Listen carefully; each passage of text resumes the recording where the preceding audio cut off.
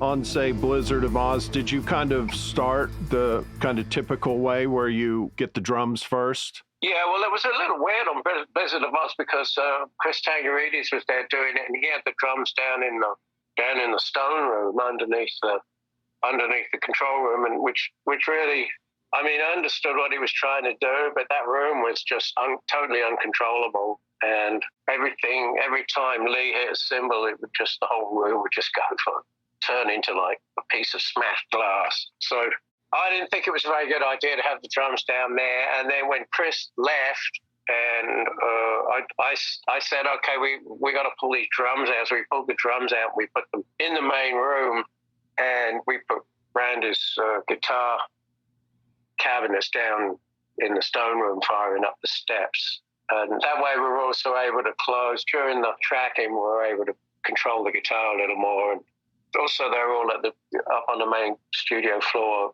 you know, and they had a little more communication, looking at each other. It wasn't like somebody was behind glass. So, so we, after about 5 days with Chris, he left, and then we pulled the drums upstairs, and once again, we remiked them and got the drum sound. So, yeah, normal stuff, get a drum sound, get a bass sound from Bob, really not a problem with Bob because he's an excellent player. Not a problem getting a drum sound either because Lee was an excellent player also. So, and standard stuff. Get a reasonable guitar sound, and try and get it as good as possible. But obviously, you got to get on. People get antsy and they want to start playing. So once you've got the drum sound and a bass sound, then you have to hurry up and get a good guitar sound very quickly because then the guys are all going to start playing and practicing, and it won't be very long after they start like playing on the studio floor that they want to start that you want to start recording, because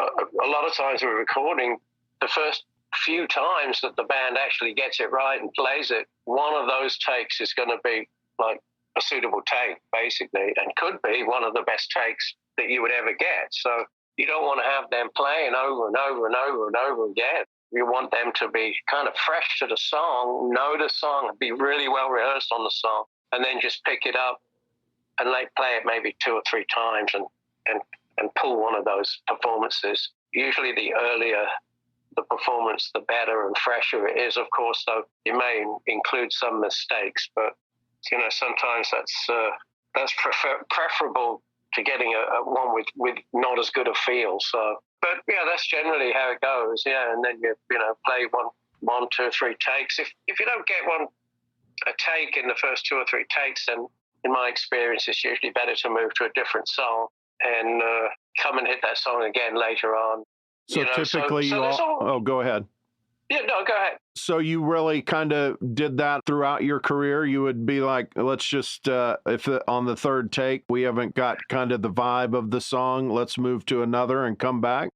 Yeah, that would be one thing that I would do pretty much, everywhere. That would be my suggestion. I'd be let's move to a different song. There's a few things you can do, and as you go through the process over and over again with different bands, you evolve techniques that kind of optimize what you want to do. So one of the things that becomes apparent is, and I didn't do any pre-production with Blizzard of Oz or Diary of a Madman, so I wasn't involved in the production in that sense. But most of the albums that I did I was involved with pre-production and rehearsals, and a lot of this stuff can be established at rehearsals. The tempos can be established at rehearsals, for instance. And one of the things that's interesting is when people are playing the song, it's difficult for them to know exactly what tempo they're at, so it's very easy to make a mistake with that.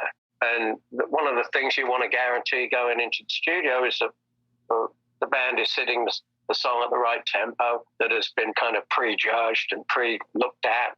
And so that's one thing that you want to try and make sure that you're keeping an eye on. Why does Chris leave the project? Is it due to the drums? Well, basically what was happening was it didn't sound that good to me.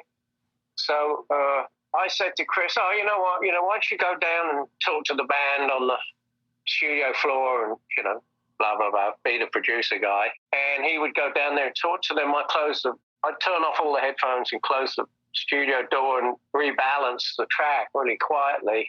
And then the band would come up and listen to it. And we kind of got away with that for 3 or 4 days. And then I stopped doing that because Chris wasn't getting the hang of it really. To my ears, it wasn't sounding any good. So he would like pull down that balance that I would do, and then he'd put up his own balance. And to me, it just didn't sound good at all. So I stopped correcting him on like 3rd or 4th day, and I guess the band figured it out, and they weren't getting along with basically what he was doing. So eventually, Ozzy called him up and said, "Oh, you know, it's not really working out." And then Ozzy called me up and said, "Oh, can you do it?" And I said, "Okay." So that's how it ended up, really. You guys were... I don't want to cast... Oh, go ahead. Yeah, I don't want to cast aspersions on on Chris Tsangarides. Of course, he became a great engineer. Great engineer and producer, and he was a really nice guy and everything. It's just happens, and that happens to everybody at some point. So, everybody gets fired by Ozzy at some point. That's right. That's right. It's the rite of passage. Yeah. So, so that's basically what happened there. And so we didn't use any of those drum tracks. Okay, so you start from scratch when Chris leaves the project? Okay.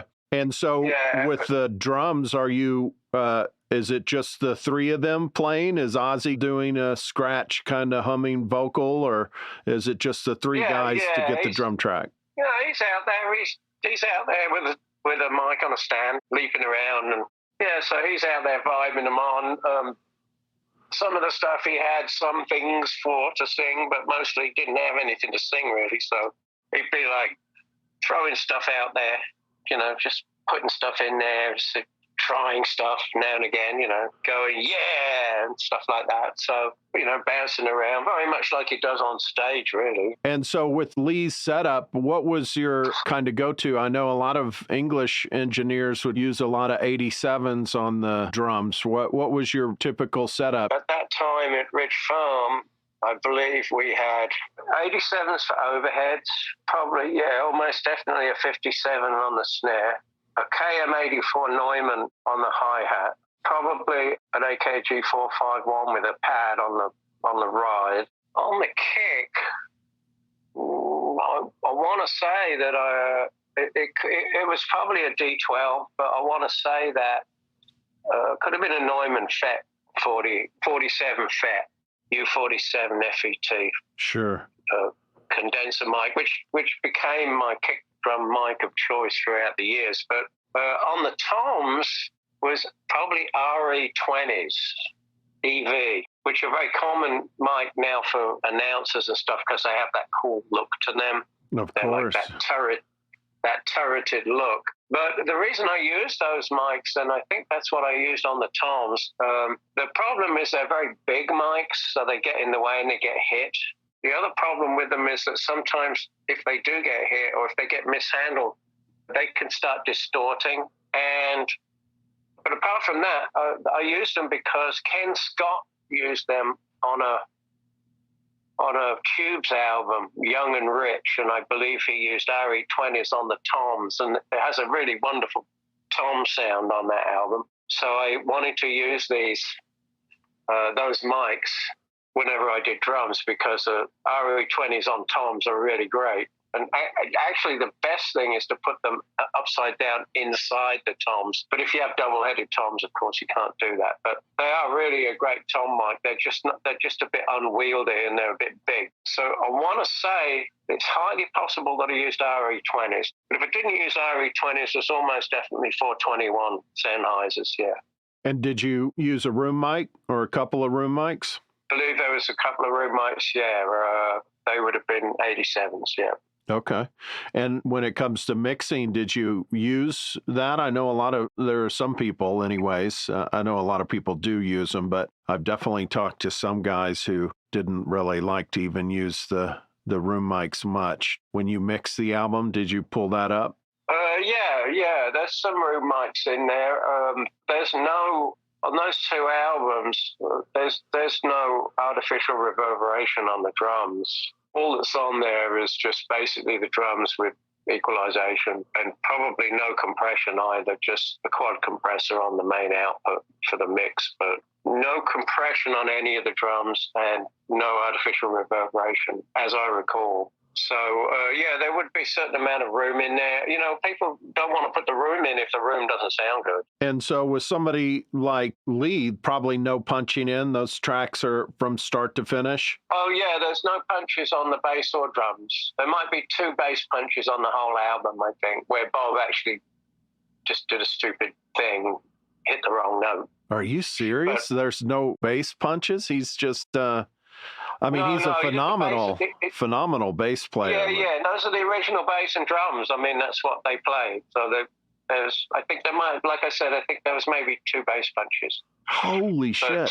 So you kept when you were laying down the drums, the bass was kept as well. Yeah, and usually one of the rhythm guitars. Wow. Depending on what he's playing and whether we refine those parts later on. But certainly the original guitar is on a lot of those outro solos where he's just playing with Lee and Bob, you know, so... And would you use that initial... Go ahead, sorry. Yeah, so it's just the 3 of them jamming, and we kept all those. I was under instruction from Ozzy to keep all of those. And in fact, those got used on quite a few songs. The outro solos are not redone, you know, on some of the songs, so... Incredible. And as far as with Bob, were you going direct and amp or just an amp? Yeah, no, DI and an amp. Yeah, it was a amp SVT, I think. It was a 8x10. That's pretty much the standard in those days, as I recall. I might be wrong, but yeah. So he was just, we just had his amp out on the floor there with a bunch of baffles around it. And let's see. Probably, I'm trying to think what I used on it. Be a Countryman DI, I'm sure, but on the amp was probably a close mic, which might have been a Sennheiser 404, and a distance mic, which may well have been another RE20. The bass is just, I love the sound of the bass on those albums. Well, you know, the thing is, like I say, you know, people, you know, I didn't realize this until I bought a Les Paul when I was 16, and I took it to see Gary Moore when in the original Skid Row. And he picked up this Les Paul that I had and started playing it, and I realized that it had nothing to do with the guitar. The sound of the guitar was really 99% coming from the player. And I think it's the same with a lot of players, most players. And Bob, I mean, he just sounds real good, you know. He's a good bass player, really good bass player, so he sounds really good. So that makes things a lot easier for the engineer, you know, because it just, whatever you do, it sounds good. So you got a really good band like that, you just got to hit record, and hopefully they get it right, and that's it. So it all very much live, and it all went down pretty much at the very live album, and pretty much the same for Diary. Obviously, though, more time spent on overdubs.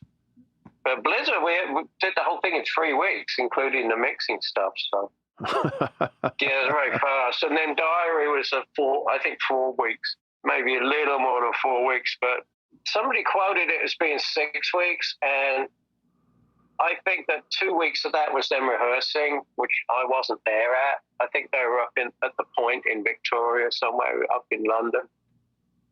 And so I didn't see them till they got down. I was doing Bad Company, I think, immediately before they came in to do Diary. So I was busy anyway, but...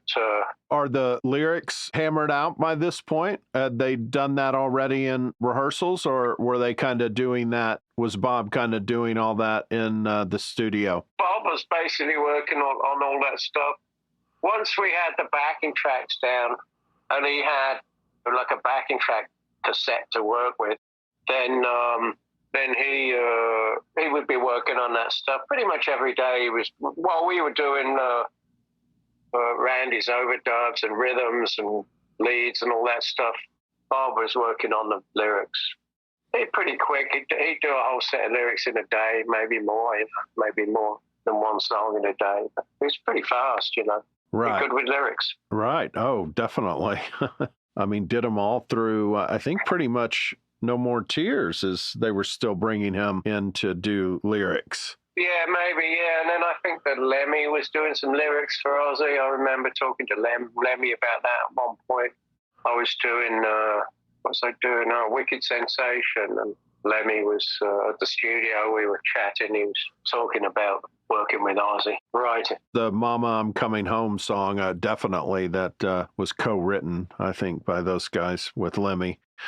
On Randy's guitars, were you using 57s on the amp? Yeah, pretty much. Yeah, probably at 57 and 421s and a distance 87. The 421 and the 57 up close, up on the screen? They're directly at 90 degrees and right across the actual voice coil.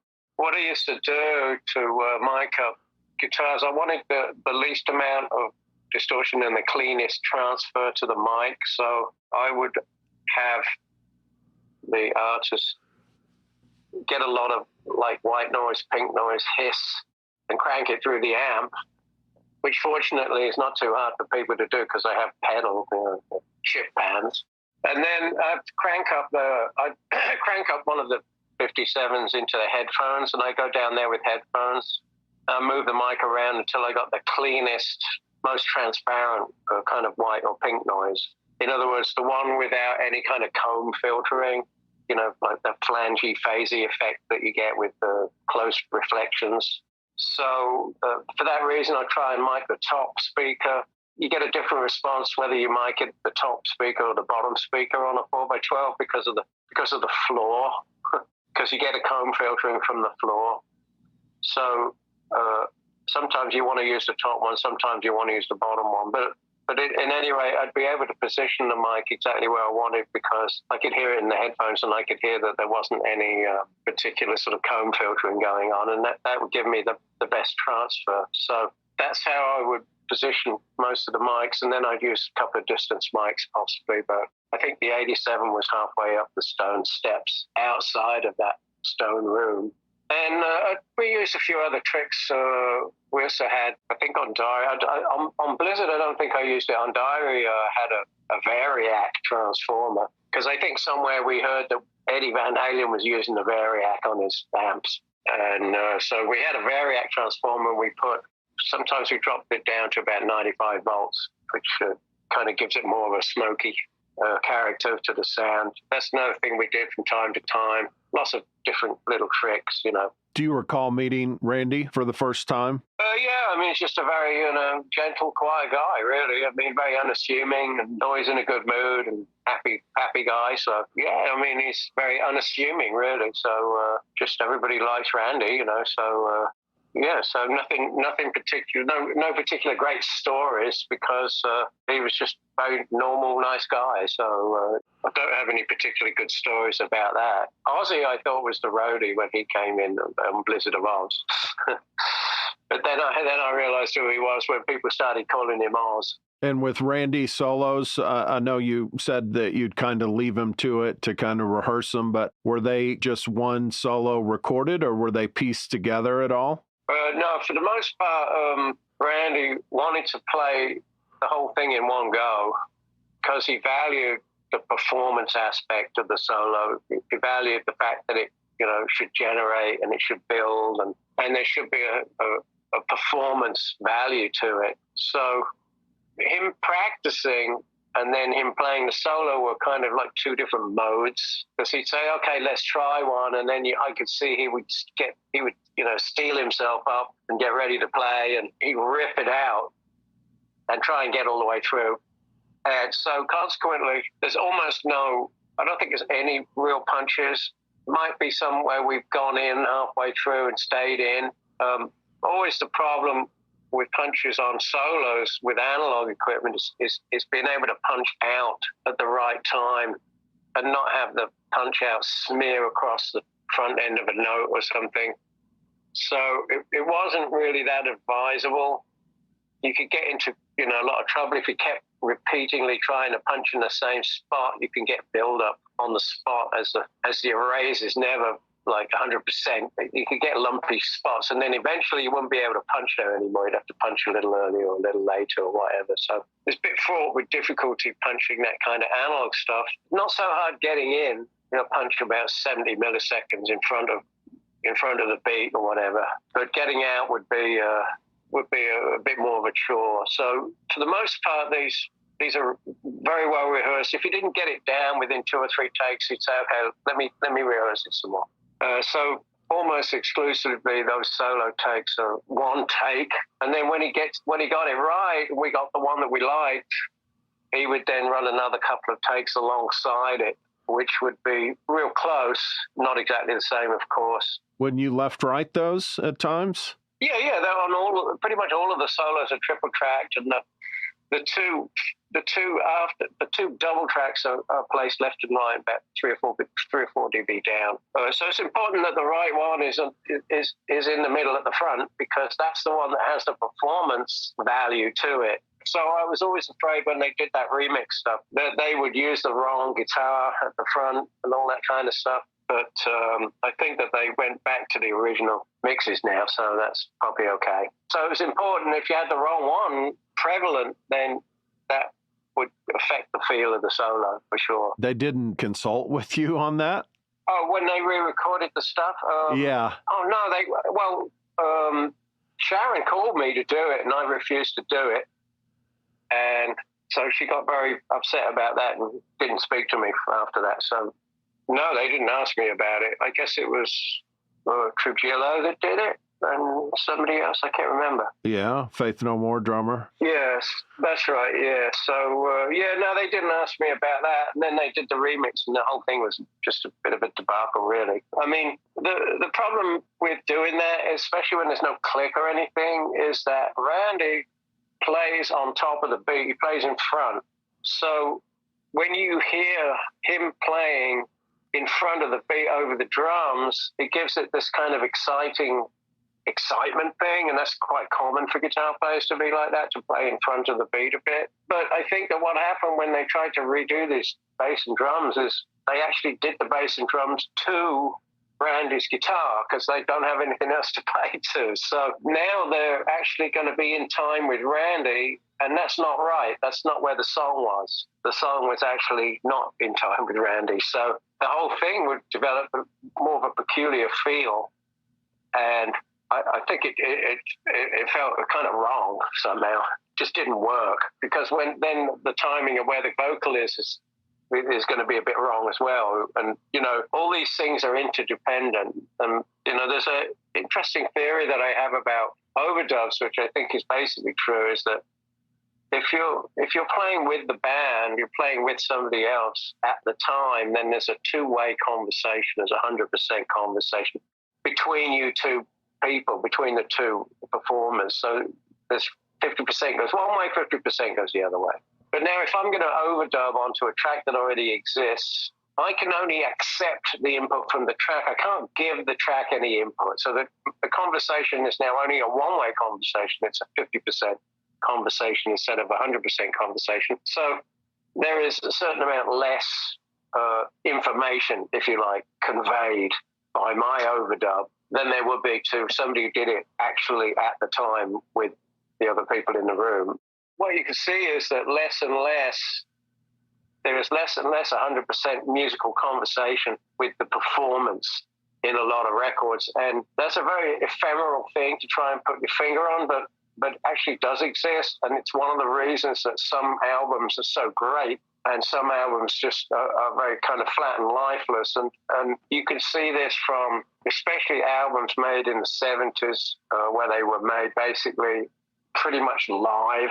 If you listen to like Led Zeppelin 1 and Led Zeppelin 2, these albums were done like basically everybody just played at the same time and did them. And so the conversations that work both ways, and the music has an intrinsic quality that is somewhat more improved because of the performance value. So you're always working against these kind of things, and you're always trying to make sure that you get that sort of ephemeral excitement, that unspoken kind of, what is it about this that makes it so good?